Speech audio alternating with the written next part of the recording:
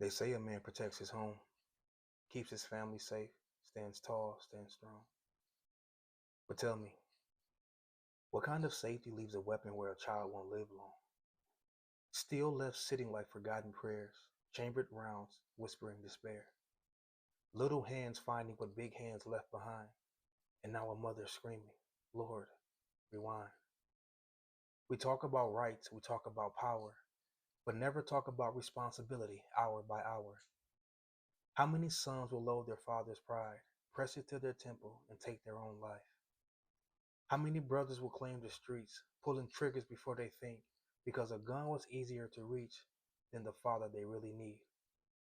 Manhood isn't about packing heat, but keeping the cold from our children's feet. Lock it up, teach them well, because protection ain't just from the enemies, it's from ourselves.